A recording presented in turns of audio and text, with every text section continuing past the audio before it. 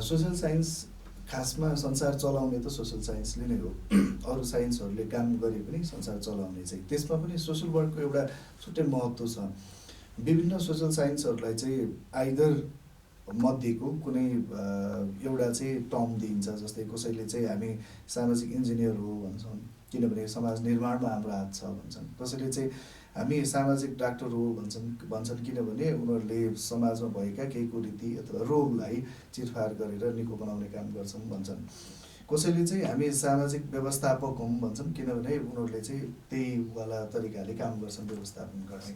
तर social work एउटा यस्तो सब्जेक्ट हो अथवा सोसल वर्कर त्यस्ता मान्छे हुनुपर्छ जसले चाहिँ आफूलाई म यो तीनटा मध्ये एउटा हो भन्न पाउँदैन।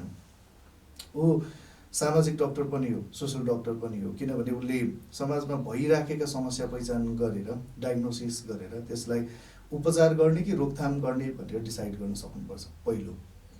दोस्रो ऊ सामाजिक इन्जिनियर पनि हो। अबको 25 वर्ष पछाडि नेपालको नक्सा कस्तो हुने त, नेपालको विकास कस्तो गर्ने त भनेर परिकल्पना गर्न सक्ने ज्ञान उसँग हुनुपर्छ। नेपालमा भएका अरू समुदाय के छन् हैन, मैले अघि पनि एउटा इक्जाम्पल दिएँ। बाहुन कम्युनिटीलाई रक्सी प्रब्लम लाग्ला, तर नेवारको लागि सगुन हो नि त, प्रब्लम होइन भने होइन। रक्सीले मुटुमा पाल पार्छ, रोग ल्याउँछ, त्यो आफ्नो ठाउँमा छ, तर सगुन त पहिला हो नि। भनेपछि ती सिमानाहरू चाहिँ छन्। ती सिमानाहरू राखिएन भने हामी कन्टेक्स्चुअल हुन चाहिँ सकिँदैन। कन्टेक्स्ट अनुसार विकास गर्दै जाने हो क्या। त्यसैले कन्टेक्स्ट संसारभरिका मान्छे एउटै हुन् भन्दा पनि क्षमताले त फरक हुने त, उनीहरूको संस्कृतिले त फरक हुने त, संस्कारले त फरक हुने, उनीहरूसँग भएका स्रोत साधनले त फरक हुने। भनेपछि फरक स्रोत साधनहरूलाई फरक तरिकाले सदुपयोग गर्न सिकाउनुपर्छ क्या। जस्तै नेपाल विकास गर्नको लागि चन्द्रमामा रकेटै पुर्याउनुपर्छ होइन नि त। नेपाल विकास गर्नको लागि सिम्पली हामीसँग भएको पानीबाट हाइड्रो पावर निकाल्नुपर्छ।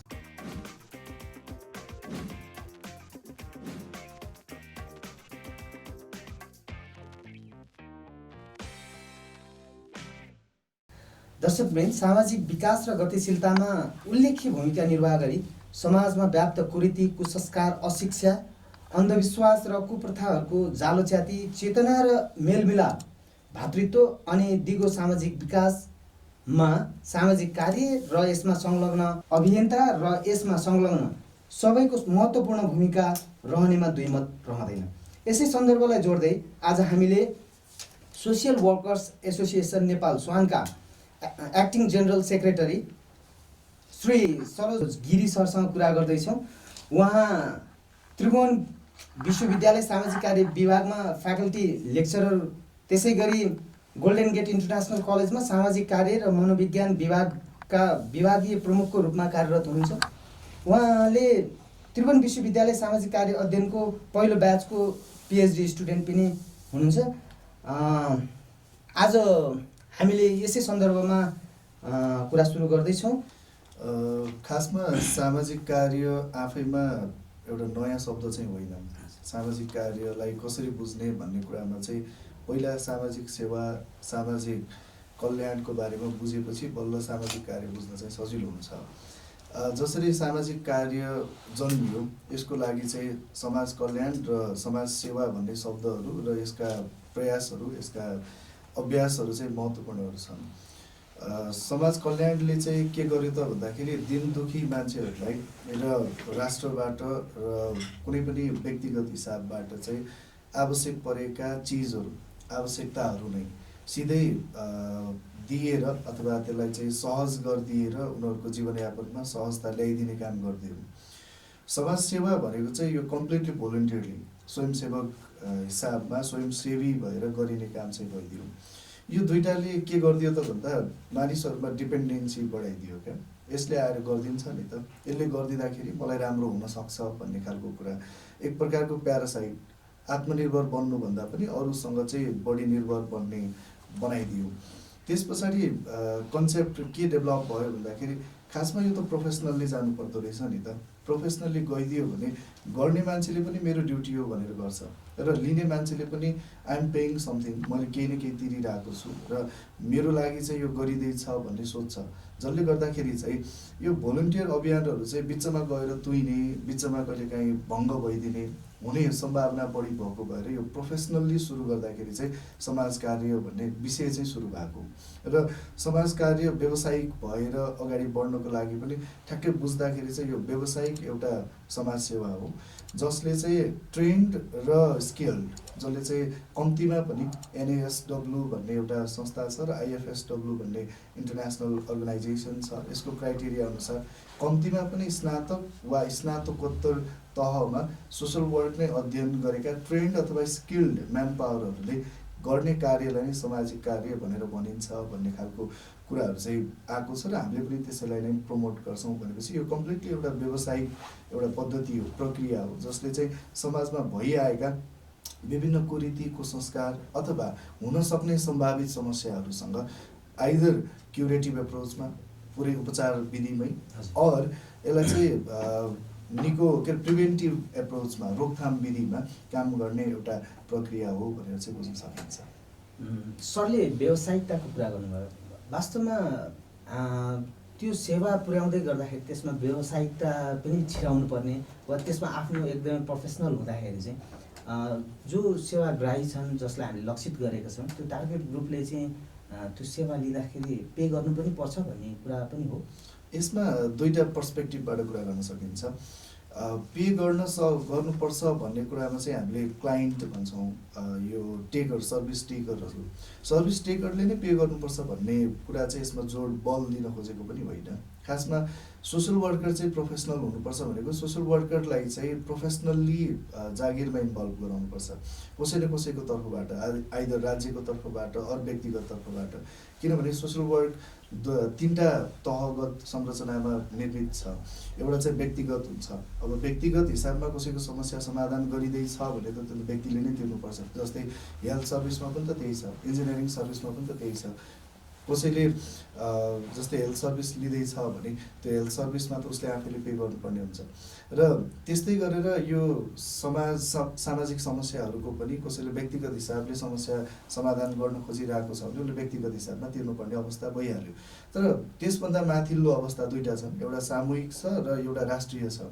सामूहिक अवस्थामा आएका सामाजिक समस्याहरूमा चाहिँ के हुनसक्छ भन्दाखेरि राज्यले या अन्तर्राष्ट्रिय स्तरबाट कसैले त्यो प्रोफेसनललाई चाहिँ पे गरिदियो भने फाइदा के हुँदो रहेछ भन्दा उसमा चाहिँ समस्यासँग र त्यो कामप्रति ओनरसिप आउँदो रहेछ कि यो काम चाहिँ मैले गर्दैछु किनभने मैले केही पाउँदैछु। जस्तै भोलिन्टियरली गरेको काम कस्तो हुन्छ भन्दा समय भइन्जेलसम्म मात्रै र आफ्नो इच्छाहरू पुरा नभइन्जेलसम्म अथवा इच्छा पुरा गर्नको लागि काम नगरिन्जेलसम्म मात्रै गरिने भयो। तर प्रोफेसनली गरिसकेपछि त्यो उसको जब नै भयो नि त उसले गर्दाखेरि, र यो समस्या अन्तिम निर्क्युलमा नपुगिन्जेलसम्म गरिराख्ने भयो क्या। त्यसैले पनि यो प्रोफेसनली जानुपर्छ भनेको क्लाइन्टले नै पे गर्नुपर्छ भन्दा पनि यसमा कुनै न कुनै हिसाबबाट social worker should be paid भन्ने खालको कन्टेक्स्टमा चाहिँ कुरा गर्न खोजेको र यही अनुसार नै संसारभरि नै चलिरहेको छ। मैले सरलाई अलिकति हाम्रो नेपालको ब्याकग्राउन्डतर्फ नै लक्षित गर्दै विशेष गरी प्राज्ञिक विकासमा अब यो क्षेत्रमा यो शैक्षिक क्षेत्रमा चाहिँ सामाजिक कार्यको जब अध्ययन अध्यापन सुरुवात भइसकेको छ, अहिले ठुलो मात्रामा नै आउटपुट आइरहेछ भनेपछि सामाजिक कार्य अध्ययन गरिसकेका जति पनि हाम्रा शिक्षित त्यो समुदाय छ वा समूह छ उहाँहरूको चाहिँ समुदाय वा यही राज्यभित्रै म केही गर्छु यही समाजको लागि र एउटा सामाजिक अभियन्ताको रूपमै म जीवन निर्वाह गर्न सक्छु है भन्ने त्यो आत्मविश्वास हुने अवस्था छ कि छैन? सुरुमै सामाजिक कार्य विषयको अध्ययन अध्यापनमा हामीले धेरै ठुलो गल्ती गरेका छौँ। अब यसमा अब बोल्नै पर्ने कुरा हो। यो चाहिँ कस्तो भयो भन्दा सामाजिक कार्य खासमा किन सुरु गरियो भन्ने कुरा कि यो सब्जेक्ट सुरु गरेकै मान्छेलाई थाहा होला कि भने यो कसैलाई पनि थाहा छैन। किन भन्दा फरक व्यक्ति अनुसार फरक यसको बारेमा कुराहरू बाहिर आउन थाल्यो। केही कलेजहरूले यसलाई चाहिँ स्पेसली प्राइभेट अथवा सरकारी नै कलेजको कुरा गर्ने हो भने पनि सरकारी कलेजले अरू विषयभन्दा यो विषयलाई महँगोमा बेच्छ भनेको यो कमोडिटीको रूपमा मात्रै आइदियो। मार्केट भ्यालु बढाउनको लागि भनेको मार्केटको भ्यालु बढाउनलाई होइन कि आफ्नो जुन मार्केट छ पसल छ भनौँ न कलेज बेच्ने त्यसको मात्रै भ्यालु बढाउनको लागि आइदियो एउटा चाहिँ। र दोस्रो कुरा जसले पढाए अथवा पढाउँछन् उनीहरूले यसलाई चाहिँ गलत तरिकाले ओरिएन्ट गरे। विद्यार्थीहरूलाई सुरुमै तिमीहरूले एनजिओमा जागिर खाने हो, आइएनजिओमा जागिर खाने हो, विदेश जानलाई सजिलो हुन्छ, धेरै नम्बर आउँछ वाला चिजहरू गलत तरिकाले चाहिँ यसमा होमियो भनौँ न। र आज करिब करिब एउटा वर्षमा सोसल वर्करहरू ब्याचलर लेभलबाट करिब करिब 8,000 सोसल वर्करहरू पास आउट हुन्छन् र त्यसमा मास्टर्स पढ्न पाउने भनेको जम्मा 50 जनाले, भनेपछि 7,950 जना त ठ्याक्कै आफूले चाहेको विषय पनि पढ्न पाउँदैन। भनिसकेपछि यो मार्केटमा ठ्याक्कै बिक्री हुने सेलेबल सब्जेक्ट किन भइदिएन भन्दा हामीले गलत तरिकाले यसलाई चाहिँ सिकाइदियौँ। अब दोस्रो कुरामा जाऊँ, किन चाहिन्छ त सोसल वर्क भन्दा संसारका हरेक राष्ट्रहरूमा जसमा सोसल वर्कको साँच्चैको एकदम भ्यालु छ, जहाँ चाहिँ लाइसेन्स होल्डिङ प्रोफेसन हो यो, त्यो ठाउँमा के भएको छ भने उनीहरूको देशको, उनीहरूको समाजको, त्यहाँका व्यक्तिहरूको बारेमा एक्ज्याक्ट प्रब्लम आइडेन्टिफाई भएको छ, समस्याको पहिचान भएको छ। समस्याको पहिचान भइसके पछाडि फाइदा के हुँदो रहेछ भने त्यही समस्यालाई फरक फरक प्रकारले, फरक फरक तरिकाले, फरक फरक ठाउँमा कसरी समाधान गर्ने त भनेर यी व्यक्तिहरूलाई इङ्गेज गर्न सजिलो हुन्छ। तर हाम्रोमा के भइदियो भन्दाखेरि एउटा त राज्यले हाम्रो वास्तविक समस्या के हो भनेर कहिले पनि निर्क्युल गरेको छैन, एक। दोस्रो कुरा, यो सोसल वर्करहरूले पढिसकेपछि अथवा सोसल वर्कमै काम गरेका विभिन्न एक्टिभिस्टहरू अथवा अलि अगाडि सोसल वर्क भन्ने सब्जेक्ट नआउँदाखेरि कुनै न कुनै प्रत्यक्ष अथवा अप्रत्यक्ष रूपमा सोसल वर्कमा इन्भल्भ भएका मान्छेहरूले वास्तविक सामाजिक समस्या पहिचान्ने गर्दैनन्। नगरिदिएपछि के हुन्छ त भन्दा यीमा प्रोडक्सनहरू त भयो, भइसकेपछि कहाँ जाने त भन्दा अहिले कि धेरै सोसल वर्क पढेकाहरू विदेश छन्, धेरै चाहिँ केही सोसल वर्क पढेकाहरू एनजिओमा काम गरेका छन् या आफैले एनजिओ खोलेर बसेका छन्। अब केही सोसल वर्करहरूको अवस्था के छ भने एकदम नै फ्रस्ट्रेटिङ र कुनै पनि रोजगारमा इन्भल्भ हुन नपाउने, किनभने नम्बर त राम्रो आइदियो, किनभने कलेजले पहिले भनिरहेको छ नि त नम्बर राम्रो आउँछ भनेर, नम्बर त राम्रो आइदियो, तर अब उनीहरूले काम पाउनको लागि त स्किल चाहियो, तर त्यो स्किलहरू चाहिँ सिकाइएन क्या, अथवा सिकिएन, अथवा प्र्याक्टिस गलत गरियो, या ठ्याक्कै प्रब्लमसँग जोडेर सिकाउन पाएको भएको यो प्रब्लमसँग काम गर्छु भन्ने हुन्छ। हामीले पढाउँदा नै के गर्यौँ, अमेरिकामा सोसल वर्क यसरी प्र्याक्टिस हुन्छ, नेपालमा के काम लाग्यो त, हामीले रोल्पामा गएर कसरी काम गर्ने त होइन। जस्तै रक्सीकै कुरा गर्ने बेलामा बाहुन छेत्री कम्युनिटीको लागि रक्सी प्रब्लम होला, तर नेवारको लागि त सगुन पनि त हो नि होइन। भनेपछि त त्यो ठाउँमा जाँदाखेरि हामी कसरी जानुपर्छ भनेर सिकाइएन क्या। हाम्रो आफ्नो मौलिक प्र्याक्टिसेसहरू, जसलाई इन्डिजिनियस प्र्याक्टिसेसहरू भन्छौँ, त्योसँग कनेक्ट गरेर सोसल वर्कलाई कहिले पनि जोडिएन। नजोडिएपछि के भयो भन्दा यो अन्तर्राष्ट्रिय स्तरको मात्रै कामदार प्रोडक्सन गर्ने हो कि भनेर वैदेशिक रोजगारीमा जाने मान्छेहरू बढी। त्यसरी यसो हेर्दाखेरि चाहिँ सोसल वर्कको नेपालको अहिलेको अवस्था चाहिँ कम्प्लिटली पहिचानको अभावमा छ। त्यो सरले भन्दै गर्दाखेरि चाहिँ हाम्रो शिक्षा प्रणालीमा आबद्ध गरिएका विषयवस्तुहरू जुन पनि सोसियल वर्क सम्बन्धी हामीले अहिले अध्यापन गराइँदैछ, त्यसमा चाहिँ बाहिरबाट एडप्ट गरेर ल्याएको विषयवस्तु राख्दाखेरि त्यो परिवेशमा चाहिँ हाम्रो म्याच नगरेको हो कि? यो एकदम नै सही हो। किन भन्दाखेरि हामीले कहाँबाट ल्यायौँ त, हाम्रो सिलेबस बनाउने बेलामा सिलेबसभित्रका सब्जेक्ट कम्पोनेन्टहरू कहाँबाट ल्यायौँ होइन, यी सबै कुराहरू चाहिँ एकदम प्रमुख हुन्छ। हामीले ल्याउँदाखेरि हामी जस्तै नै स्ट्रगल गर्दै गरेको डेभलपिङ देशको बारेमा त्यहाँबाट ल्याइदिएको भए चाहिँ हामीले त्यही अनुसारको आफूलाई डेभलप गरेर अगाडि बढ्न सजिलो हुन्थ्यो। हामीले ल्याउँछौँ नै कहाँबाट भन्दा हामीभन्दा 200 वर्ष अगाडि विकास प्र्याक्टिस गरेकाहरू होइन, युरोपबाट अमेरिकाबाट लिएर आउँछौँ, जुन कुराले चाहिँ के गरिदिँदो रहेछ भन्दाखेरि हामीलाई ओभर एम्बिसियस बनाइदिँदो रहेछ क्या। हामी जानु छ, पुग्नु छ, एक न एक दिन त पुग्छौँ, तर त्यो एक न एक दिन पुग्छौँ भन्दैमा स्टेप नै कस्तो भयो भन्दा प्री मोडर्नाइजेसन प्र्याक्टिस गरिरहेको हुन्छौँ हामी। मोडर्नाइजेसन प्र्याक्टिस नगरिकन पोस्ट मोडर्न देशहरूसँगको कपी गर्न खोज्दाखेरि त हाम्रो डेभलपमेन्टको स्टेप त अगाडि बढ्यो नि त। र सोसल वर्कमा चाहिँ एक्ज्याक्टली ठ्याक्कै यही भएको छ क्या। हामी भर्खरै कल्याणकारी कार्यहरू गर्न सिक्दै थियौँ, हामीलाई चाहिँ आवश्यकमुखी जानुपर्ने, निड बेस्ड प्र्याक्टिस गर्नुपर्ने, हामीले त निड बेस्ड प्र्याक्टिस गर्दै नगरिकन एक्कासी के भइदियो, राइट बेस्ड प्र्याक्टिसमा गइदियौँ क्या। त्यो एउटा बिचको प्र्याक्टिस एप्रोच जुन हुन्छ त्यो एप्रोच ठ्याक्कै छोडियो। त्यो छोड्ने बित्तिकै के भइदियो भने खास यो हुनुपर्ने के हो त, कस्तो खालको विकास हुनुपर्ने हो त, त्यो नभइकन त्यो एकदम विकासे टाइपको भनौँ न, विकासे टाइपको मात्रै भइदियो। र यसलाई गलत तरिकाले गाइड गर्नेमा विशेष गरेर कलेजहरू त छँदै नै छ, शैक्षिक संस्थाहरू र शैक्षिक परामर्शदाताहरू त छँदै नै छन्, त्यो बाहेक विशेष गरेर गैर सरकारी संस्थाहरूको पनि यसमा चाहिँ अलिकति ठुलो हात छ, जसले चाहिँ सोसल वर्क ठ्याक्कै बुझाउन सकेन कि भन्ने कुराहरू चाहिँ जस्तो लाग्छ मलाई। एकदमै दर्शकवृन्द, आज हामी 14औं विश्व सामाजिक कार्य दिवस को सन्दर्भलाई लक्षित गरेर श्री सरोज गिरी सरसँग कुरा गर्दैछौँ। उहाँ यस सामाजिक कार्यको अभियन्ता विज्ञको रूपमा पनि हुनुहुन्छ। त्यसै गरी त्रिभुवन विश्वविद्यालय लगायत उहाँले चाहिँ अध्यापन गराउँदै हुनुहुन्छ। गोल्डन गेट इन्टरनेसनल कलेजको चाहिँ उहाँ हेड अफ डिपार्टमेन्ट, जसमा चाहिँ यो सामाजिक कार्य र मनोविज्ञान विभागको चाहिँ प्रमुख रूपमा कार्यरत हुनुहुन्छ। सरको निकै लामो अनुभव पनि छ यो क्षेत्रमा। विशेष गरी सरसँग मैले फेरि जोड्न चाहेँ, जस्तो सोसियल वर्क भन्नसाथ यो हाम्रो समाजसँग डाइरेक्ट लिङ्क गर्छ, एक किसिमले भन्यो भने त्यहीसँग नै आधारित छ। सोसियल साइन्स, प्योर सोसियल साइन्सकै एउटा पाटो भयो हुनाले अब समाजका विभिन्न पक्षहरू, सामाजिक, आर्थिक, राजनैतिक, शैक्षिक लगायत विभिन्न कानुनी अहिले विद्यमान सबै जति पनि पक्षहरू छन् तिनीहरूलाई यसले समाउँछ, समेट्दछ। यसो हुँदाखेरि यससँग आबद्ध अभियन्ता स्वयंसेवकहरूमा हुनुपर्ने जुन ज्ञानको कुराहरू छ, चाहे त्यो एकाडेमिक होस् वा व्यवहारिक होस्, त्यसमा एकदमै परिष्कृत हुनु आवश्यक छ र सबै पक्षलाई जान्नु पनि पर्नेछ। राज्य स्तरबाटै कतिपय नीतिगत रूपमा नै गलत किसिमले चाहिँ एउटा वर्ग, एउटा समुदायलाई मात्रै पोषित गर्ने गरेर कतिपय प्रावधानहरू सिर्जना भइरहेका छन्, त्यसको विरोध भइरहेछ। नेपालमा मात्रै नभएर अन्य क्षेत्रमा, हाम्रा छिमेकी राष्ट्रहरूमा पनि त्यो ग्रेट इस्यु भएर चाहिँ त्यहाँ आन्दोलनको अवस्थाहरू आइरहेछ। हामी पनि त्यो अवस्थामा छौँ।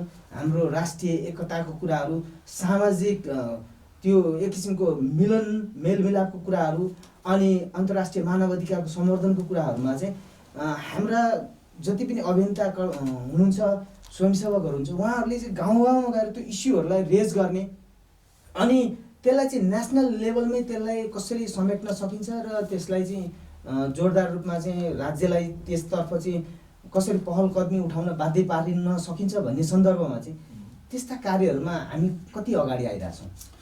सरले भनेकै कुरामा मलाई चाहिँ कहाँ एकदम बोल्नै मन लाग्यो भन्दा खास सामाजिक कार्यकर्ताहरू अथवा सोसल वर्करहरूलाई चिन्नुपर्ने कसरी हो भन्दा यसको एउटा क्राइटेरिया छ क्या। सोसल साइन्स खासमा संसार चलाउने त सोसल साइन्सले नै हो। अरू साइन्सहरूले काम गरे पनि संसार चलाउने चाहिँ त्यसमा पनि सोसल वर्कको एउटा छुट्टै महत्त्व छ।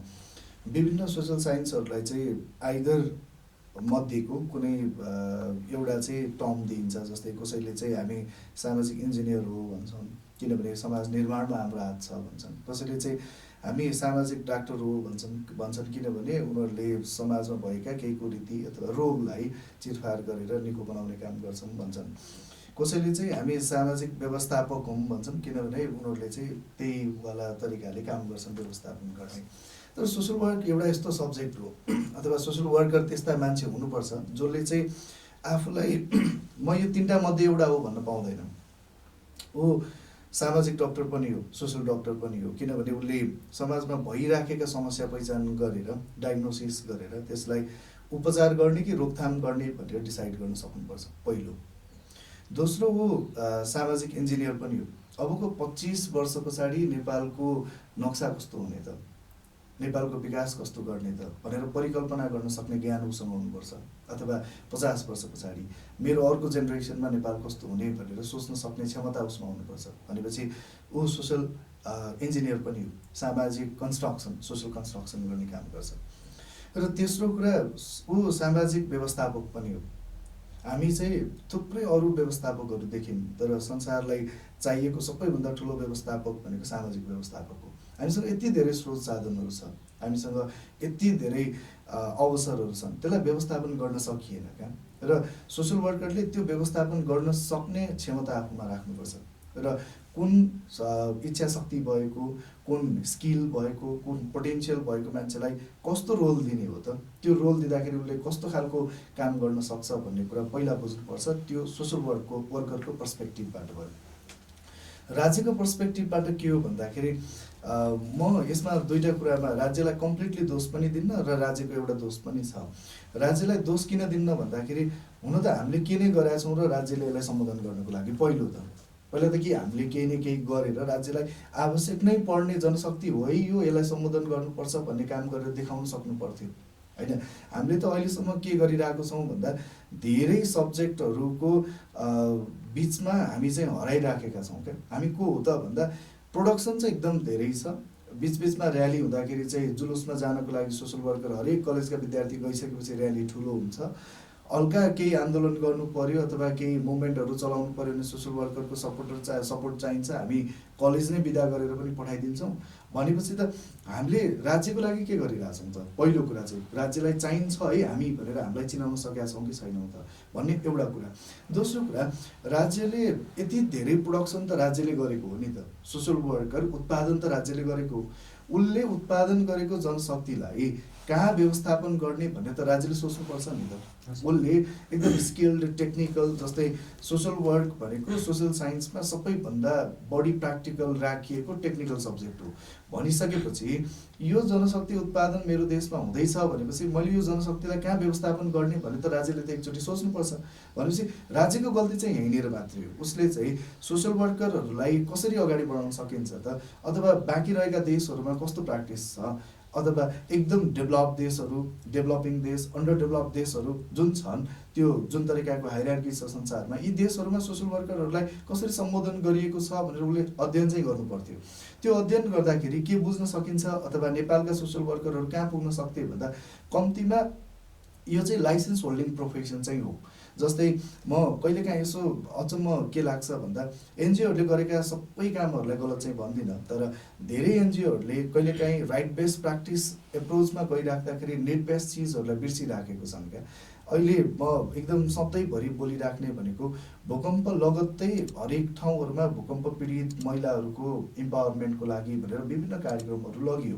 त्यो कार्यक्रमहरू लाँदाखेरि हामीले आफ्नै रिसोर्सेसहरूको कतिको व्यवस्थापन गरियो त, युटिलाइजेसन गरियो त? महिलाहरूको इम्पावरमेन्टको लागि हामीले के गर्यौँ त भन्दाखेरि एउटा समस्या समाधान गर्ने नाममा विभिन्न अरू समस्याहरू क्रिएट गरिदियौँ क्या।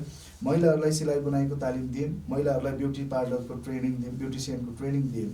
अब गाउँमा उनीहरूले ब्युटिसियनको काम गरेर बस्ने कसको लागि गर्ने त?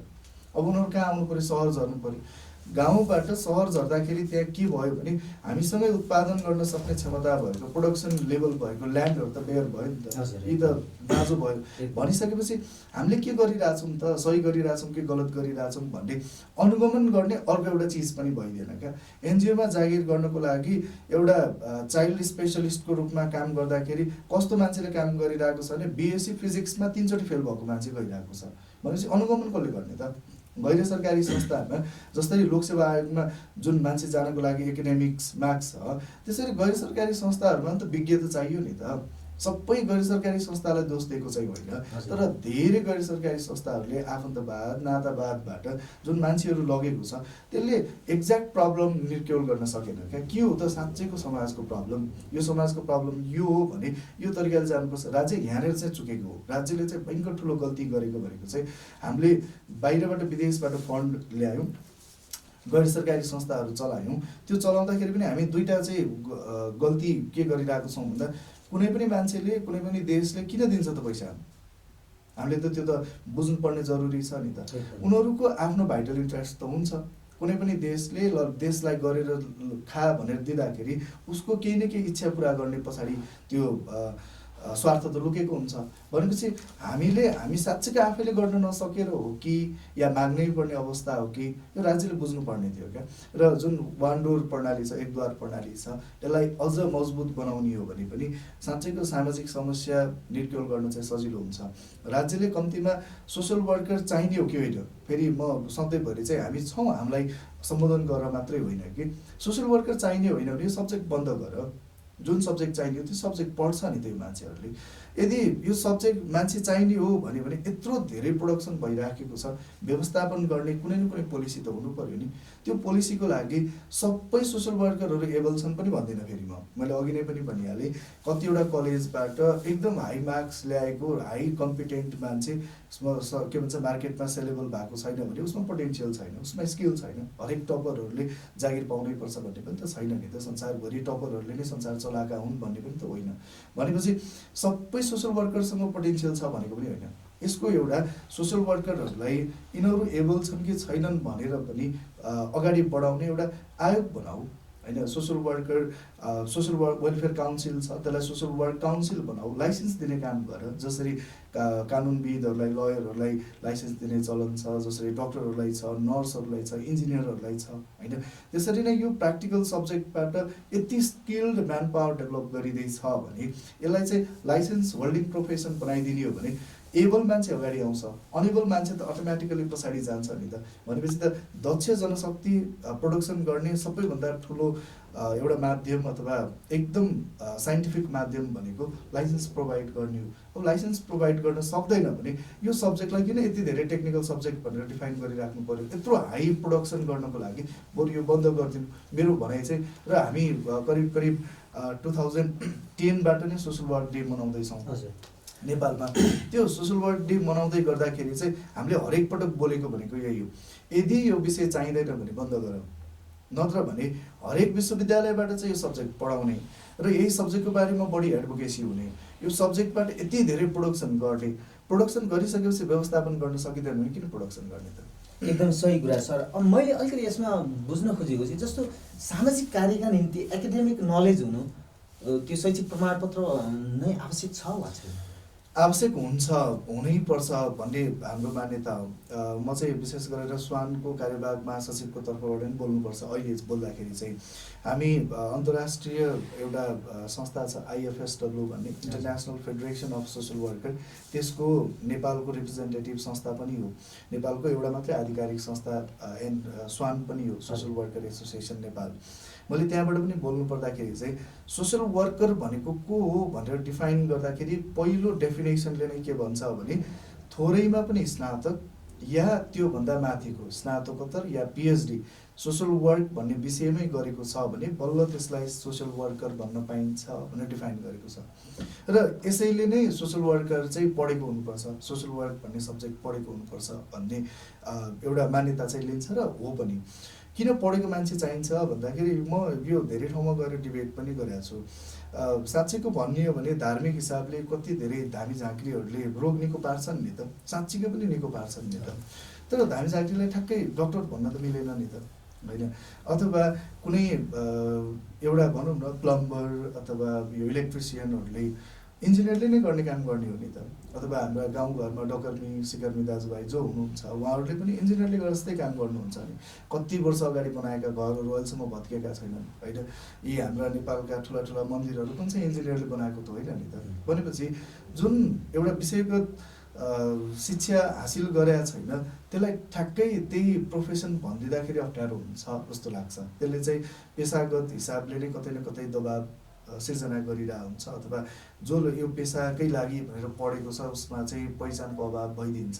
जस्तै कतिजना मान्छेहरूले चाहिँ आफ्नो पहिचानको लागि कति लडिरहेका हुन्छन् र सोसल वर्करहरूले यति धेरै पढेको छ, राष्ट्रिय अन्तर्राष्ट्रिय हिसाबमा यो सब्जेक्ट आएको छ, यति धेरैजनाले यो सब्जेक्ट पढेको छ भने यसको व्यावसायिकता त केही न केही त हुनु पर्यो।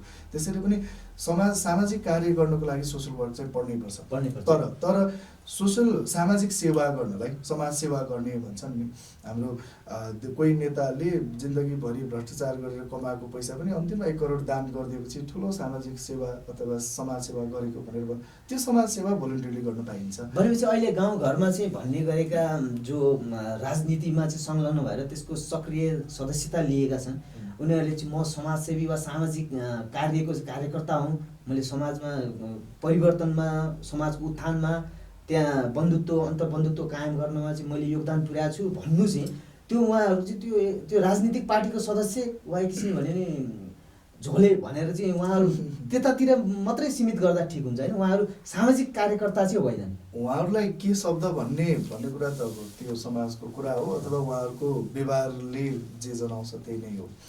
समाजसेवी भन्न त पाइयो, किनभने समाजसेवी त जो पनि हो नि। जस्तै यो मिडिया नै भनौँ न, समाजको सेवा गरिरहेको छ। एउटा चिया पसल समाजको सेवा गरिरहेको छ। एउटा कुल्ली जसले भारी बोक्नुहुन्छ उहाँले पनि समाजको सेवा नै गरिराख्नु भएको छ। हामीले एकदम हेप्ने प्रोफेसनहरू मध्येको ड्राइभर भन्छौँ नि, ड्राइभर बिनाको समाज यसो कल्पना गर्ने हो भने त छैन नि त। भनेको समाजसेवा सबैले गरेको छ, समाज सेवा चाहिँ। तर समाज कार्य भनेको चाहिँ ठ्याक्कै जुन तरिकाले डिफाइन गरिएको छ, यसको एउटा डेफिनेसन छ, यसको संसारभरिको ग्लोबल एउटा मान्यता छ, युनिभर्सल मान्यता छ। त्यो मान्यतालाई अङ्गीकार गर्ने हो भने चाहिँ त्यो जुन तपाईँले अघि भन्नुभएको गाउँघरमा राजनीति गरेर हिँड्ने, यो चाहिँ सामाजिक कार्य चाहिँ होइन। सामाजिक कार्य गर्नको लागि चाहिँ त्यति मात्रै पोटेन्सियलले चाहिँ पुग्दैन। यसले साँच्चैको समाजलाई चाहिँ बुझ्ने हुनुपर्छ। र यसमा जोडिहाले सोसल वर्कले यिनीहरूलाई चाहिँ छोडेर अगाडि बढ्दैन।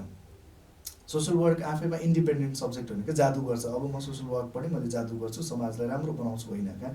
सोसल वर्क के हो भन्दा आफूसँग भएको क्षमता र समाजभित्र भएका विभिन्न मान्छेहरूको क्षमतालाई एकै ठाउँमा ल्याएर काम गर्ने प्लेटफर्म हो। त्यसैले यसले चाहिँ राजनीति गर्ने, चिया पकाउने, हलो जोत्ने, कुनै कृषकदेखि लिएर सबै मान्छेहरूसँग भएको क्षमतालाई समाजमा कुन ठाउँमा कसरी प्रयोग गर्न सक्ने भनेर परिकल्पना गराउने हो क्या। त्यसैले यसले तिनीहरूलाई छोडेर समाज कार्य सम्भव छ भनेको पनि होइन, तर उनीहरू सँगसँगै प्रोफेसनल्ली एकजना चाहिँ हुनुपर्छ, एकजना व्यावसायिक मान्छे हुनुपर्छ। त्यो व्यावसायिक मान्छे भनेको चाहिँ सोसल वर्कर हुन्छ भन्ने खालको कुरा चाहिँ यसले गर्न खोजेको। एकदम सर, मैले अलिकति झन् यो कुराले मलाई अलिकति उ पनि गरायो होइन।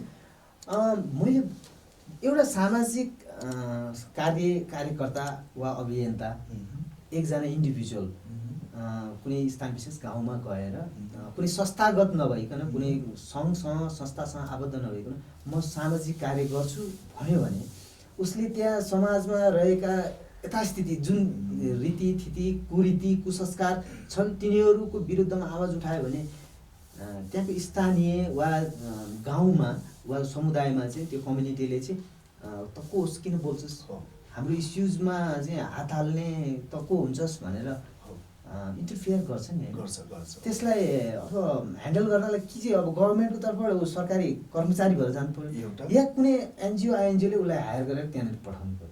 या पनि छ सर, अझै अर्को एउटा क्राइटेरिया पनि छ।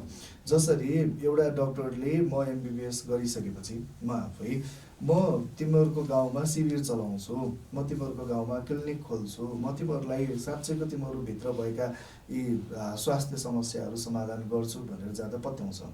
किन भन्दा उसँग डिग्री हुन्छ र त्यस पछाडि उसँग लाइसेन्स हुन्छ र गभर्मेन्ट उसलाई रिकगनाइज गरिदिएको छ, सो द्याट सबै समाजहरूलाई चिन्छ। एउटा सोसल वर्करले पनि म तिमीहरूको समाजको बारेमा बुझेको छु, यो समस्या यसरी समाधान गर्न सकिन्छ भनेर जाँदा जसरी टेर्दैन नि अथवा मान्दैन नि, त्यसको पछाडि अर्को एउटा जुन तपाईँले भनेको बाहेकको उपाय भनेको सरकारले यसलाई पहिचान गरिदिनु पर्यो। त्यसपछि त व्यक्तिगत हिसाबले, जस्तै म कुनै एक ठाउँमा गएर भन्न सक्छु नि त, जस्तै कहिलेकाहीँ हामीले गोविन्द केसीको बारेमा सुन्छौँ नि, उहाँ एकजना डक्टर हो, एक्लै हिँडिदिनुहुन्छ, औषधि गरेर आउनुहुन्छ, पत्याउँछन् मान्छेले, विश्वास गर्छन्। किन भन्दा डक्टर भन्ने प्रोफेसन समाजले, राज्यले पहिचान गरिदिएको छ। तर सोसल वर्कर हो, म तिमीहरूको समस्या समाधान गर्छु अथवा पहिचान गर्छु, आऊ मिलेर काम गरौँ भनेर जाँदा गाउँलेहरूले किन एक्सेप्ट गर्दैनन् अथवा कुनै पनि बस्तीका मान्छेले किन एक्सेप्ट गर्दैनन् भन्दा त्यसको पहिलो र अन्तिम तर्क नै के हो भने खासमा यो हामीलाई चाहिँ पहिचान दिएको छैन र हाम्रो पहिचानको अभाव छ। त्यो अभावले ठ्याक्क त्यो क्राइसिस फिल गराइदिने हो क्या, त्यसले गर्दाखेरि पनि त्यो चिज छ। त्यसैले हामी त्यसरी पनि जान सक्छौँ। एउटा व्यक्तिले म अगाडि काम गर्छु भन्नको लागि पहिचान त चाहिन्छ नि त। भनेपछि पहिचान राज्यको तर्फबाट नदिइन्जेलसम्म चाहिँ इन्डिभिजुअल बेसिसमा कन्ट्रिब्युसन गर्छु भने चाहिँ सम्भवै छैन। त्यसो भएदेखि अहिले सामाजिक कार्यकर्ताले अध्ययन गरेका जो त्यसको लागि योग्य हुनुहुन्छ उहाँहरूले चाहिँ समाजमा प्रत्यक्ष देखिने गरेर पुर्याउन सक्ने योगदानहरू चाहिँ के हुन सक्छ? सोसल वर्क मात्रै होइन, हरेक सब्जेक्टको दुईवटा स्कोप हुन्छ। एउटा एकाडेमिक स्कोप हुन्छ, अर्को डेभलपमेन्टल स्कोप हुन्छ मैले जानेको चाहिँ। र म यही कुरामा एकदम बढी एडभोकेट गर्छु। यो बाहेक अरू चिजहरू चाहिँ अलिकति बढी गफ राखिएको हो क्या। यो हुन्छ त्यो हुन्छ, खास गर्न सक्ने कोही पनि व्यक्तिले पढिसकेपछि कि पढाइमा योगदान पुर्याउने हो कि भने विकासमा योगदान पुर्याउने हो, दुईवटा मात्रै चिज हो। हामीले पहिलो गर्नुपर्ने, नेपालमा गर्नै पर्ने आवश्यकता के छ भन्दा हाम्रो एकाडेमिक एकदम कमजोर छ। भने एकाडेमिक सेक्टरमा काम गर्नुपर्ने छ, धेरैले एकाडेमिक सेक्टरमा आर्टिकल लेख्नुपर्ने छ, हामीसँग यी प्र्याक्टिसेस छन् भनेर बाहिर निकाल्नुपर्ने छ, हामीसँग मौलिक प्र्याक्टिसेसहरू पनि त छन् नि समस्या समाधान गर्ने, होइन? ती सबै चिजहरूलाई बाहिर निकाल्नु छ। पहिलो हामीसँग नै छ है, हामीसँग यति धेरै स्रोत साधनहरू छ, हामीसँग यति धेरै अभ्यासहरू छन् जसले समाजलाई आजको समाज बनाउनलाई सहयोग गरेको थियो भनेर एकाडेमिक काम गर्नुपर्ने छ। दोस्रो डेभलपमेन्ट सेक्टरमा विशेष गरेर हामी चाहिँ कस्तो हो भन्दा मेडिएटरको रोल निर्वाह गर्नुपर्ने हो क्या।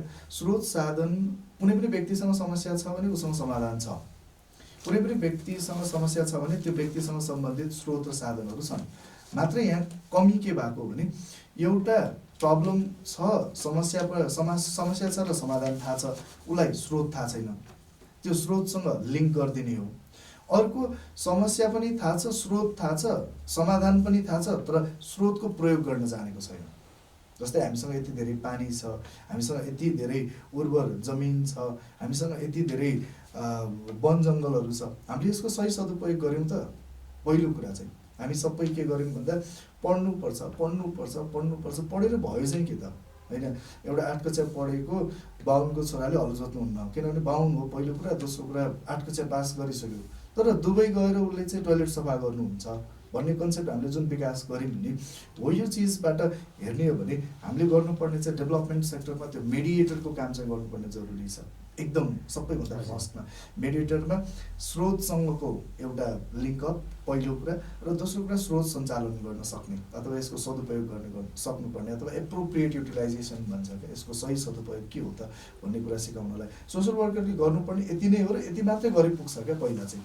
अनि त्यसपछि बाँकी कुराहरू अलि अगाडि बढ्दै गएपछि बाँकी कुराहरू राइट बेस्ड निड बेस्ड भनेर डिबेट गर्ने कुरा चाहिँ पछि आउँछ। तर अहिलेलाई चाहिँ हामीले बिङ अ सोसल वर्कर हामीले गर्न सक्ने चिज भनेको चाहिँ मेडिएटरको रूपमा हामी मध्यस्थकर्ता भन्छ, मध्यस्थकर्ताको रूपमा एउटा स्रोत पहिचान गर्नको लागि, दोस्रो स्रोतको सही सदुपयोग गराउनको लागि त्यति मात्रै काम गरिदियो भने पुग्छ क्या। जसरी संसारभरि देखिएको एउटा नमुना छ नि कम्युनिटी फरेस्ट्री युजर्स ग्रुप, सामुदायिक वन उपभोक्ता समिति, त्यही एउटा वन देखाइदिएको कारणले गर्दा कति गाविस गाउँपालिकाहरू नै विकसित भएको छन् नि, नमुना भएको छन् नि। स्रोत त हामीसँगै रहेछ नि त, हामीलाई बाहिरको स्रोत किन चाहियो त? बाहिरकै स्रोत चाहिन्छ भन्ने छैन, भनेको बाहिरका स्रोत सबै बन्द गर्नुपर्छ भनेको पनि होइन। कति कुराहरू आवश्यकता छन्, लग्जरीका सामानहरू छन्, ती आफ्नो ठाउँमा छ, तर हामीसँगै भएका स्रोत साधनको विकास गर्ने कहिले त, प्रयोग गर्ने कहिले त? हामीले गाउँमा गएर अथवा गाउँभित्रका स्रोत साधनहरूलाई पहिचान गर्ने कहिले? हामीसँग भएका नेचुरल रिसोर्सेससम्म हामीलाई नै पुर्याउने कहिले त? होइन, म सगरमाथाको देश भनेर गर्व गर्छु, म सगरमाथा पुग्न अझै कति वर्ष लाग्ला, होइन? म लुम्बिनीको देश भनेर गर्व गर्छु, म लुम्बिनीसम्म पुग्नको लागि मसँग स्रोत साधन छ कि छैन त? गर्व गर्छौँ भनेर मात्रै त भएन नि त, स्रोतसँग त कनेक्ट गराइदिनु पर्यो। भनेपछि स्थानीय स्तरमा उपलब्ध स्रोत साधनहरूको संवर्धन, विशेष गरी तिनीहरूको संरक्षण, संवर्धन र प्रवर्धनमा पनि स्थानीय स्तरमै हुनु पर्यो र पहुँच पनि। हामी के भन्छौँ त, थिङ्क ग्लोबल्ली एक्ट लोकल्ली भन्छौँ क्या। संसारसँग कम्पिट गर्ने बारेमा सोच, तर संसार बारेमा कम्पिट गर्नको लागि त हामी आफैबाट एक्ट गर्नु पर्यो नि त, हामीसँगै भएका चिजहरू एक्ट गर्नु पर्यो नि त। म अमेरिकन जस्तो बन्छु भन्दैमा मेरा अहिलेका क्षमताहरू बिर्सेर अमेरिकनवाला क्षमता ल्याउने होइन नि त, मसँगै भएको क्षमतामा इम्प्रोभाइज गर्दै त्यहाँसम्म पुग्ने हो नि त। एकदम सरले सुरुमा पनि भनिसक्नु भएको छ, आज विकसित भनेका युरोपेली राष्ट्रहरू, पश्चिमा देशहरू आजभन्दा 200 वर्ष अगाडिदेखि प्र्याक्टिस गरेर यो स्थानमा पुगेका छन्, तर हामी त्यो स्थानमा पुग्नको लागि चाहिँ जम्प गरिरहेछौँ र अलिकति उपभोगवादको धेरै हामीमा हाबी भएको छ। हामीले अरूको धेरै देखेका छौँ र त्यो चाहिँ बाह्य त्यो आवरण देखेर त्यसलाई अनुसरण गर्न खोज्दाखेरि आज हामी न भुइँको न माथि छौँ न भुइँमा छौँ, एक बिचमै अड्किरहेछौँ। यो परिवेशमा चाहिँ अब सामाजिक उत्थानका लागि विशेष गरी अहिले हामीले ह्युमन राइट्सको कुराहरू धेरै भायोलेसन भएको कुराहरू देखिरहेछौँ। कतिपय लोकल लेभलमा नै पनि एउटा नीतिगत रूपमा चाहिँ भ्रष्टाचारहरू मौलाइरहेको देखेका छौँ। एउटा निम्न वर्गीय त्यो जनताबाट लिएको करहरू चाहिँ सम्बन्धित सरकारवालाहरू जो पदमा आसिन्छन् उहाँहरूले आफ्नो सेवा सुविधा बढाउनका निम्ति चाहिँ प्रयोग गरिराख्नु भएको छ। त्यो करलाई चाहिँ एक किसिमले अख्तियारको दुरुपयोग भइरहेछ, भ्रष्टाचार व्याप्त छ। शिक्षा क्षेत्रमा पनि त्यस्तै छ, सबै ठाउँमा सिन्डिकेटहरूको कार्टेलिङहरूको धेरै प्रयोगहरू भइरहेको हामीले देखेका छौँ। यसमा एउटा सामाजिक कार्यको अभियन्ताको हिसाबले पनि सरले चाहिँ जति पनि त्यसमा संलग्न हुनुहुन्छ, विशेष गरी स्वानमा यो सोसियल वर्कर्स एसोसिएसन नेपालमा आबद्ध भएर चाहिँ अहिले सरहरूले गर्दै के हुनुहुन्छ त? हामी यो स्वान इस्टाब्लिस भएको त्यति धेरै भएको छैन। खासमा पहिलो कुरा यो 14मा बल्ल इस्टाब्लिस भएको 2014मा। त्यसपछि आइएफएसडब्ल्यूसँग मेम्बरसिप लिनको लागि केही समय लाग्यो र हामी एकजुटै भइसकेको अवस्था पनि छैन कि सोसल वर्करहरू सबैजना चाहिँ। सोसल वर्कर एसोसिएसन नेपालभित्र धेरै थोरै मेम्बरहरू हुनुहुन्छ। जुन प्रोडक्सनको हिसाबले हेर्ने हो भने हामी करिब 40-50 हजार पुगिसक्यौँ, तर स्वानमा त्यसको मेम्बरसिप एकदम कम छ। यसको दुईवटा पर्सपेक्टिभ छ। एउटा, स्वानले आफूलाई चिनाउन सकेन, पहिलो कुरा। दोस्रो कुरा, स्वानलाई अरूले चिन्न सकेन। दुईवटा मध्येमा अब हामीले अहिले गरिराखेको कुरा के हो भने हामी विशेष गरेर सरकारसँग, सरकारी संयन्त्रहरूसँग बसेर कुरा गरिरहेछौँ। सोसल वर्क भन्ने शब्दलाई कहाँ राख्न सकिन्छ, सोसल वर्कर भन्नेलाई कहाँ पहिचान गराउन सकिन्छ भन्ने डिबेट गरिरहेछौँ। त्यसमा भर्खरै हामीले के कुरा प्रस्ताव अगाडि राखेको छौँ भन्दा नेपालमा यति धेरै गाउँपालिका अथवा स्थानीय तहहरू छ र स्थानीय तहदेखि सङ्घीय सङ्घसम्मको कुरा गर्दाखेरि हामीसँग धेरै सरकारी संरचनाहरू छन् अथवा सरकारी कार्यालयहरू छन्। सरकारमा आएर काम लिँदाखेरि जनताहरू साँच्चैको दिगदार भइरहेछन् नि त, दिक्क मान्छन् नि त। यसको बिचमा एउटा मेडिएटर चाहिँ चाहियो। कम्तीमा कुन सेवा कहाँ पाइन्छ भनेर भनिदिने मान्छे पनि चाहिएको छ क्या। एकजना वृद्ध भत्ता लिन आउने आमालाई त्यो वडा कार्यालयमा कुन नम्बर ढोकामा जाने हो भन्ने पढ्नु पनि भएको छैन। त्यहाँ बडापत्रमा लेखिदिएको छ भन्दैमा त्यहाँ चुप्प लागेर बस्दिएर धेरै समस्यामा परेकाहरू पनि छन् क्या।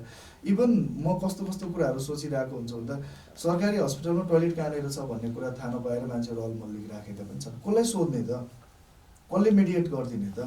त्यहाँ भएका स्रोत साधनसम्म पुर्याइदिने कसले त? अर्थोपेडिक वार्ड कुन हो र अर्को वार्ड कुन हो भनेर त्यो ठ्याक्कै थाहा नपाउने मान्छेहरू पनि छन्। त्यसको बारेमा सोध्ने कसले त? हेल्पिङ डेस्कमा जाने हो भने खाली हुन्छ भनेपछि सोसल वर्कर खासमा त्यही मेडिएट गर्नको लागि बनेको पेसा हो नि त। यो पेसालाई यी ठाउँमा चाहिँ सम्बोधन गर्न सकिन्छ है, एक्सपर्टाइज अनुसार उसको क्षमतालाई मूल्याङ्कन गर्ने र कुन ठाउँमा कसलाई लान सकिन्छ। जस्तै सुरक्षाकै हिसाबमा प्रहरीलाई आर्मीलाई हेर्ने नजर जुन छ, प्रहरी यो हो है, आर्मी यो हो है, गाउँ गाउँमा बुझाउने कसले त? प्रहरी तिमीहरूको लागि हो, प्रहरी सेना तिमीहरूको लागि हो, प्रहरी आफ्नो लागि होइन, प्रहरीले आफ्नो मात्रै लागि गरिराखेको छैन होइन। अथवा सरकारी कर्मचारीहरूको लागि जुन एउटा मानसिकता बनेको छ नि, सरकारी कर्मचारी त तिमीहरूको सेवक हो नि त होइन, हाम्रै सेवक हो, हामीलाई गरिराखेको हो, यो सेवा हामीले पाउनुपर्छ, यो बुझाइदिने कसले त? यतिको लागि मात्रै भए पनि सोसल वर्करहरू कुनै न कुनै ठाउँमा सम्बोधन गरौँ भन्ने खालको कुरा चाहिँ स्वानले उठाइराखेको छ। अहिले चाहिँ स्वान विशेष गरेर भर्खरै नयाँ कार्य समिति बनेको धेरै भएको छैन, 6 महिना मात्रै भएको छ र हामीले चाहिँ यो विषयलाई पहिलो प्राथमिकता दिइरहेछौँ र दोस्रो प्राथमिकता चाहिँ नेपालभरि र विश्वभरि छरिएर बसेका नेपाली सोसल वर्करहरूलाई एकजुट गर्ने विषयमा अगाडि बढिरहेको छौँ।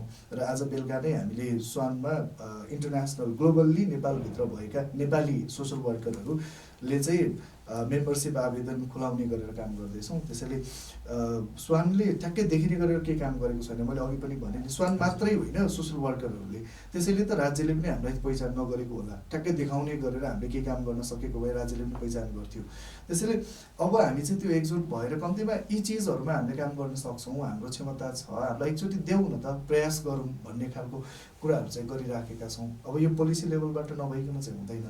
त्यसैले अब हामी चाहिँ त्यो कामको लागि चाहिँ अगाडि बढिरहेको छौँ। शैक्षिक क्षेत्रमा पनि अब अहिले झन्डै हजुरले भन्नुभयो 8000 जति चाहिँ आउटपुट भइसकेका छन् र अब 8000 प्रत्येक वर्ष आउटपुट छ। एनुअल आउटपुटै 8000 छ। सरदरमा भनेपछि अब आउने जति पनि त्यो मानसिकता म सोसियल वर्करको रूपमा चाहिँ आफूलाई स्थापित गराउँछु समाजमा भन्ने जति पनि नव आगन्तुक विद्यार्थीहरू हुनुहुन्छ, त्यसमा आबद्ध हुन चाहनुहुन्छ भने उहाँहरूको चाहिँ फ्युचर चाहिँ सेफ छ है? यो फिल्डमा काम गर्दाखेरि आफ्नो जीवन निर्वाह हुन्छ प्लस कन्ट्रिब्युसन देखिन्छ, त्यसको राज्यले इभ्यालुएसन गर्छ भन्ने आधार चाहिँ के छ त? राज्यले एक न एक दिन त यसलाई सम्बोधन गर्छ, म त्यसमा चाहिँ ढुक्क छु। किन भन्दा अब राज्यलाई मैले अघि पनि भने सबैभन्दा बढी चाहिएको भनेको सामाजिक व्यवस्थापक नै हो। समाजमा यति धेरै स्रोत साधनहरू छ, यति धेरै अवसरहरू छ, यो मान्छेले पहिचान गर्न नसकेकै हो क्या यसमा चाहिँ। त्यसैले राज्यले कुनै न कुनै दिन सुन्छ। राज्य सुन्न तयार छ, तर राज्यले हामीलाई सम्बोधन पनि गर्छ। त्यसैले राज्यको तर्फबाट हुनुपर्ने दिन ढिलो चाँडो 1 वर्ष 2 वर्ष ढिलो होला, तर हुन्छ एउटा कुरा चाहिँ। त्यसैले म त्यसमा चाहिँ सबैजनालाई के भन्छु भने सोसल वर्क पढेर आफूलाई, देशलाई र कम्तीमा चाहिने चिजहरू कन्ट्रिब्युट गर्न सकिन्छ, पहिलो कुरा। दोस्रो कुरा, सोसल वर्क पढ्न आउनुभन्दा अगाडि आफूले के बुझ्ने, सबभन्दा ठुलो त त्यहाँनिर छ क्या। सोसल वर्कर बनेर म धेरै पैसा कमाउँछु भनेर सोच्नुहुन्छ भने नआउनुहोस्। यसमा राम्रो पैसा, धेरै पैसा होला, कतिले कमाएका छन् होला, एनजिओमा काम गरेर या ठुलै कन्सल्टेन्सीमा काम गरेर कमाएका छन् होला, त्यो ठाउँसम्म पुग्न पनि सकिएला। भोलि युएनकै जेनरल सेक्रेटरी बन्न पनि सकिएला, किनभने त्यहाँ पुग्ने बाटो त सधैँ खुल्ला छ नि त, सबैलाई खुल्ला छ नि त। भनेपछि त्यो सोचेर त्यही मात्रै कसैले गफ दिएको छ र म सोसल वर्क पढ्छु भनेर आउनु भएको छ भने तपाईँले गलत गर्दै हुनुहुन्छ, पहिलो कुरा। दोस्रो कुरा, म समाज बुझ्न जान्दिनँ, समाजका इम्पथटाइज, त्यसलाई चाहिँ हुन्छ नि अनुभूति गर्न सकेको छैन, सामाजिक समस्याहरूको बारेमा बोल्न जानेको छैन, सामाजिक समस्याहरूलाई चाहिँ मिलाउन जानेको छैन, मान्छेहरूसँग बोल्ने डिप्लोमेटिक वेजहरू छैन भने पनि यो सब्जेक्टले त्यति राम्रो कन्ट्रिब्युट गराउन सक्ने अवस्था छैन। त्यसैले सोसल वर्क पढ्न आउनुभन्दा अगाडि पनि सोसल वर्क के हो, सोसल वर्क विषयले गर्ने के हो, एकदम राम्रो नबुझिकन चाहिँ नआउनुहोस्। कोही यो सब्जेक्ट आउनुभन्दा अगाडि बुझ्न खोज्नु भएको छ भने, किनभने सब्जेक्ट नै नबुझिकन हाम फाल्दाखेरि सबै सब्जेक्टमै त्यही हो नि त। डक्टर भन्ने पेसा बुझ्दै नबुझी बाबाले जबरजस्ती पढाएको डक्टरहरूको अवस्था देखिएको छ नि त। इन्जिनियर पढ्न मन नलागेका मान्छेहरू पढाउँदाखेरि बिग्रिएको अवस्थाहरू पनि त देखेको छौँ। सोसल वर्क पनि त्यही नै हो। यो सब्जेक्टमा तपाईँको इन्ट्रेस्ट छ, म मनबाटै काम गर्न सक्छु, समाजको लागि केही न केही कन्ट्रिब्युट गर्छु, मसँग यो क्षमता छ भन्ने तपाईँले पहिचान गर्नुभएको छ भने यो सब्जेक्टमा आएर कन्ट्रिब्युट गर्न सक्नुहुन्छ। नत्र भने यो सब्जेक्ट पढेर म एकदम परिवर्तन नै गरिहाल्छु, जादु गर्छु मात्रै, अथवा धेरै पैसा कमाउँछु भनेर सोच्नु भएको छ भने यो सब्जेक्ट चाहिँ सही सब्जेक्ट चाहिँ होइन। र अर्को कुरा पनि भनिहालेँ सबैको लागि, सोसल वर्क कसैले पढिराख्नु भएको छ भने संसारभरिको प्र्याक्टिस हेर्नुहोस्, अथवा पढ्दै हुनुहुन्छ भने पनि संसारभरिको प्र्याक्टिस हेर्नुहोस्। यदि सोसल वर्क र साइकोलोजीको कम्बिनेसन छैन भने समाजमा साँच्चैको केही कन्ट्रिब्युट गर्नको लागि धेरै गाह्रो हुन्छ। जसले सोसल वर्क र साइकोलोजी, सामाजिक कार्य र मनोविज्ञान पढेको छ त्यो मान्छेसँग चाहिँ समाजसँग गएर काम गर्ने क्षमता बढी हुन्छ अथवा सहज हुन्छ। त्यसैले कसै ठाउँमा गएर काम गर्दा अथवा पढ्दा बुझ्दा, कुनै कलेजमा बुझ्दाखेरि पनि कम्तीमा यति कुरा चाहिँ ध्यान दिनुहोस् कि सोसल वर्कसँग पहिलो कम्बिनेसन साइकोलोजी भन्ने विषय छ कि छैन। र नेपालकै कुरा गर्नुहुन्छ भने नि एमएसडब्ल्यूमा जुन पढाइ हुन्छ त्यसमा साइकोलोजीको कम्बिनेसन हो। त्यसैले संसारभरि जानुहुन्छ भने पनि सोसल वर्कमा साइकोलोजी कम्पलसरी हुन्छ। भनेपछि हामीले आफैले यहाँ सुरु गर्दाखेरि कहीँ न कहीँ कमजोरी गरिरहेको छौँ कि छैनौँ भन्ने खालको कुराहरू पनि बुझ्नुपर्छ। जस्तै बिहे गर्ने बेलामा सिन्दुर लानै पर्छ भने जस्तै हो क्या। एक प्रकारले सिन्दुर नलगाए पनि बिहे त हुन्छ नि त, तर पनि त्यो सिन्दुर जसरी प्रमुख हुन्छ, सोसल वर्क पढ्नु पर्दा अरू सब्जेक्ट पढे पनि हुन्छ, तर प्रमुख चाहिँ के हो भन्दा कम्तीमा मनोवैज्ञानिक कुराहरू, सामाजिक के अरे साइकोलोजी भन्ने कुराहरू चाहिँ महत्त्वपूर्ण हुन्छ। यसरी चाहिँ रोज्नुपर्छ जस्तो लाग्छ मलाई चाहिँ। एकदमै सर, अब हामी लगभग कार्यक्रमको अन्तमा पनि आइपुगेका छौँ। आज हामीले उठाइरहेको इस्यु यो विशेष गरी 14औं विश्व सामाजिक कार्य दिवसलाई लक्षित गरेर यसको नारा पनि मैले अघि नै भनिसकेको छु, सामाजिक मानव सम्बन्धको महत्त्वलाई उत्थान भनेको छु।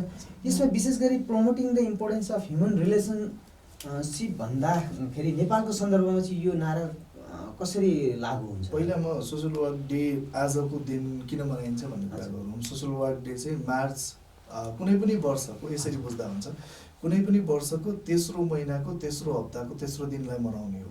कुनै पनि वर्ष भनेपछि तेस्रो महिना भनेको मार्च भयो, मार्चको तेस्रो विकको मङ्गलबार आज पर्ने हो क्या। यो डेट अनुसार फिक्स छैन, 17मा पर्छ भन्ने चाहिँ छैन।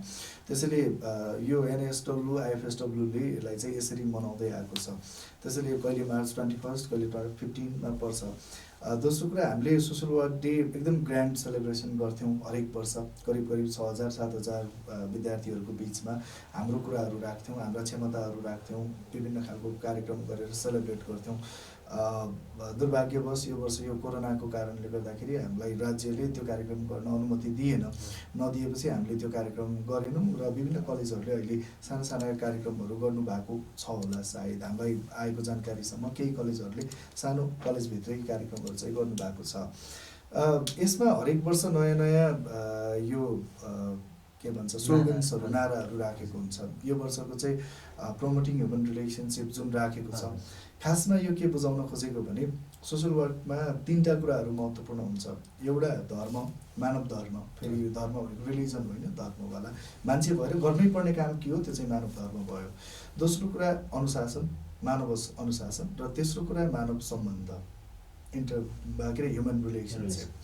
ह्युमन रिलेसनसिप भनेको हरेक मान्छे त बराबर हो, तर केले फरक पार्छ भन्दा उसको क्यारेक्टरिस्टिक्स र पोटेन्सियलले। जस्तै अहिलेको अवस्थामा हेर्नुहुन्छ भने अहिले हामी यही कार्यक्रम गर्ने बेलामा विभिन्न मान्छेले फरक फरक काम किन गरिरहेका छौँ, फरक फरक पोटेन्सियलको कारणले। तर हामी अन्तर्सम्बन्ध छ क्या हामी बिचमा, यहाँ कोही बिना कसैको जीवन चाहिँ चलेको छैन। एकजना नहुने हो भने पनि यो कार्यक्रम सफल हुँदैन नि त, यही रेकर्डिङ पनि सम्भव हुँदैन। त्यस्तै संसार चल्न, समाज चल्नको लागि हरेक व्यक्तिको क्षमता अनुसार फरक फरक क्यारेक्टरिस्टिक्स अनुसार उसले फरक रोल निर्वाह गरिरहेछ। त्यो रोलको रिलेसनलाई चाहिँ प्रमोट गर्नु चाहिँ मुख्य हाम्रो अहिलेको महत्त्वपूर्ण काम हो भन्ने खालको कुराहरू चाहिँ हामीले बुझेको अथवा यो स्लोगनले बुझाएको। जस्तै हामीले एकदम सानो मानिएको कामले हामीलाई कति ठुलो सहयोग गरिरहेको छ, ती चिजहरूको ती सम्बन्धलाई हामीले कहिले सम्मान गर्ने त भन्दा कम्तीमा यो डेबाट सम्मान गर्न सुरु गरियो भने राम्रो हुन्छ। जस्तै हामीले कहिलेकाहीँ सोच्दाखेरि यो सरसफाइ गर्ने भाइ बहिनी दिदीहरू दाईहरू नभइदिने भने काठमाडौँ कस्तो हुन्थ्यो होला, एक दिन सफा नगर्ने भने। तर त्यो सम्बन्धलाई हामीले सम्मान गरेको कहिले त, कहाँ गर्ने त, कतिखेर गर्ने त होइन। कम्तीमा सोसल वर्करले त समाज नै निर्माण गर्दै हो भने समाज निर्माण गर्नको लागि कुनै न कुनै अभियानमा डाइरेक्टली अथवा इन्डाइरेक्टली लागेका मान्छेहरूलाई त्यो अन्तर्सम्बन्ध छ है भनेर रियलाइज गराउनको लागि पनि यो दिनको महत्त्व छ भन्न खोजेको हो। र यो स्लोगनले भन्न खोजेको पनि त्यही नै हो। खासमा चाहिँ हरेक सम्बन्ध महत्त्वपूर्ण छन् र हरेक सम्बन्ध किन छन् भन्दा उनको पोटेन्सियल अनुसार छन्, उसको क्षमता अनुसार छन्। म यहाँ छु मेरो क्षमताले, अर्को उहाँ छ उसको क्षमताले, तर फरक चाहिँ होइन। म यहाँ छु त्यसको कारणले पनि हो, ऊ त्यहाँ छ मेरो कारणले पनि हो। त्यसैले यो सम्बन्धलाई सम्मान गरिनुपर्छ, प्रमोट गरिनुपर्छ भन्ने मुख्य महत्त्व बोकेर चाहिँ यो स्लोगन तयार गरियो। मैले अलिकति यसमा थप बुझ्न खोजेको चाहिँ जस्तो एउटा सोसियल वर्करले चाहिँ कम्युनिटी वा सोसाइटी चाहिँ बोर्डरलेस हुनुपर्छ भन्ने कुरा, जस्तो हरेकको आफ्नो पहिचान छ एउटा कम्युनिटी समुदाय। अहिले हामी झनै यो संहिताको मामलामा आफ्नो पहिचानको इस्युहरूलाई धेरै उठाइरहेछौँ। अझ राज्य बिचको कुरा छ, अन्तर्राष्ट्रिय सीमाको कुराहरू छ। बोर्डरलेस भएर चाहिँ हामी सबैजना चाहिँ एउटा समान मानव हौँ र हाम्रो आफ्नै किसिमको संस्कार हुनुपर्छ भन्ने कुराहरूमा पनि फोकस गर्छ।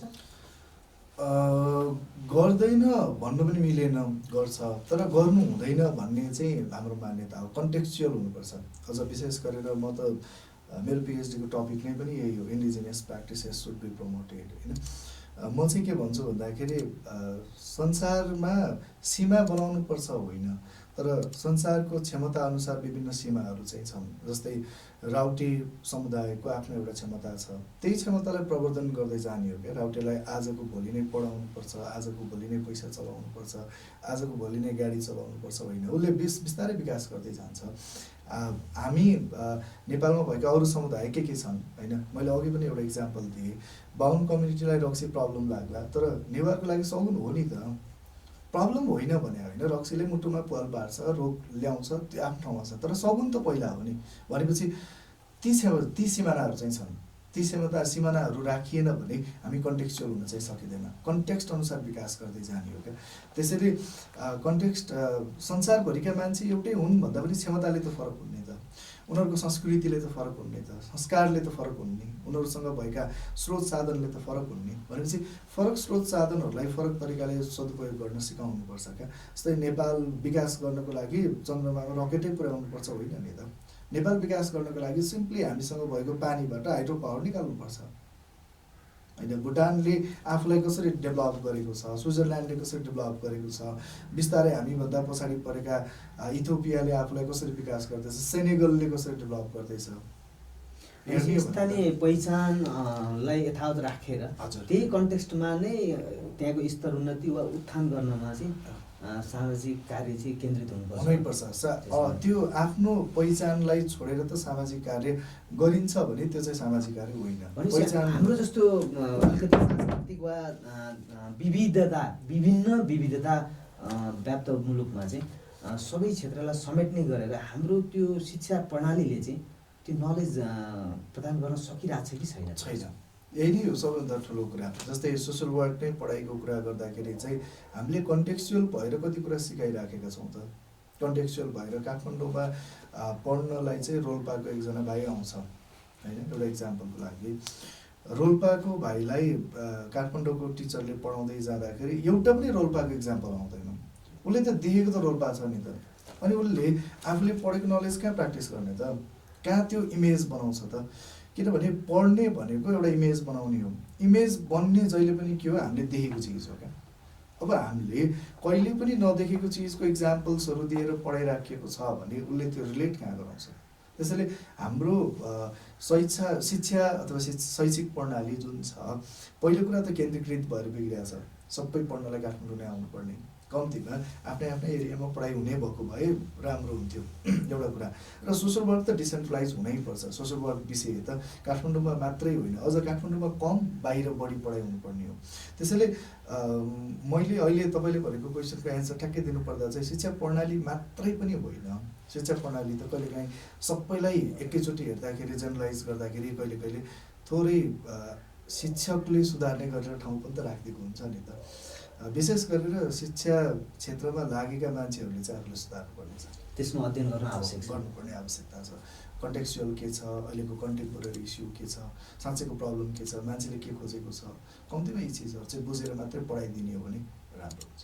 कम्युनिटी कन्टेक्स्टसँग चाहिँ रिलेट गर्न सक्नु पर्यो। त्यो चाहिँ त्यो प्राध्यापन गर्ने, जसले अध्यापन गराउँदै हुनुहुन्छ उहाँले सोच्नुपर्ने विषयवस्तु धेरै भयो। एकदमै लामो समयदेखि अब सर चाहिँ अहिले अध्यापनमा पनि आफूलाई संलग्न राखिराख्नु भएको छ र सामाजिक कार्यको चाहिँ विज्ञको रूपमा पनि सर हुनुहुन्छ। हामीले आज विविध विषयवस्तुसँग सन्दर्भमा कुरा गर्दै गर्दा चाहिँ आज चाहिँ हामी यो विश्व सामाजिक कार्य दिवसलाई केन्द्रित गरेर सरलाई आमन्त्रण गर्न सक्यौँ र सरको निकै नै महत्त्वपूर्ण समय पनि हामीले पायौँ।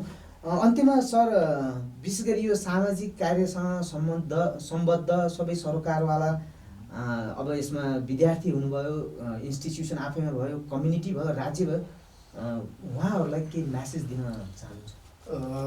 खास गरेर मेरो आफ्नो यो व्यक्तिगत धारणा मात्रै भन्दैछु, कुनै संस्थागत भन्दा पनि नेपालमा सामाजिक कार्य र विभिन्न अरू क्षेत्रबाट पनि हामीले चाहिँ खास अहिले गर्नुपर्ने भनेको आवश्यकतामुखी काम हो। सोसल वर्कले आवश्यकतामुखी काम नगरिकन अधिकारमुखी काम गरिरहेको छ, अथवा सोसल वर्करहरूले त्यो एडभोकेट गरिरहेको छन्।